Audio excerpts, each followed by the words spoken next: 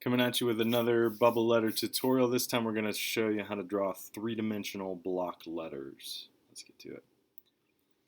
So these are some of the ones that we've done in the past. This time we're going to take this original, and I'll just work right on this because it's already kind of drawn. So so let's make these letters three-dimensional. So I'm going to start with the letter F, and I'm going to start with just this edge. And you guys that have done the box tutorial, this is very similar. So I'm going to draw some lines. These are diagonal lines. Now what's important is that this line and this line are the same length. I'm going to make another one here that should be that same length.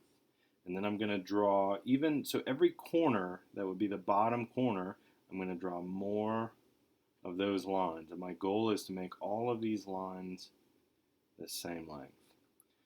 And now once I've done that, I'm going to draw the line now that connects the ends of these lines. And what's important about this line is that it should be parallel with this line. Same thing here, so I'm going to draw a line that connects. It should be parallel with the line that is the opposite of it. These are a little bit trickier, but the same kind of rule applies.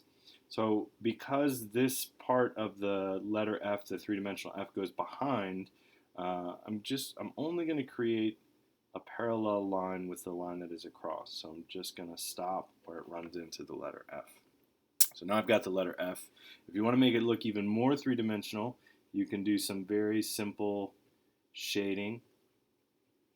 And I would do more complicated or more involved shading on this, but just some lines that follow that same direction can totally make this look a little bit more three-dimensional.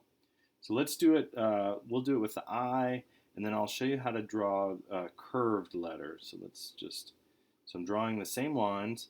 Now I'm using the same measurement. So these lines, I'm trying to make them, because I want these letters, unless I want them all to be different thicknesses, I want to make these lines the same length. So I'm going to draw one more here, connecting now. So here's a curved shape, which is kind of nice for what we're doing. So this basically is a cylinder. So I'm drawing that circle. I'm going to draw two lines. These lines are, again, following all of the rules that we followed with making those lines the same length. And then I'm going to try to match this curve out here on the end. You can see that now the dot on my eye is about the same. So then the same thing with the letter E. Let me just show you some of the technical parts of it. So I'm going to draw from the top part and the bottom part here, that line. It should be about the same length as the other lines that I've made. I'm going to do it from the lowest part here.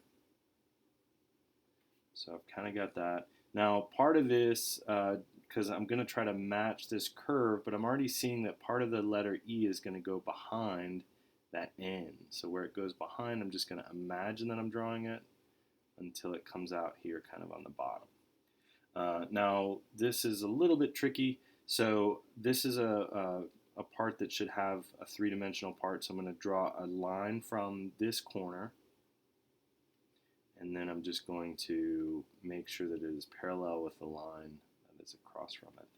So there's kind of my letter E. And then again, just some of that shading will make these letters look more three-dimensional. Under here, and then also inside here should be shaded. Alright, so there's some three-dimensional block letters. Thanks for watching.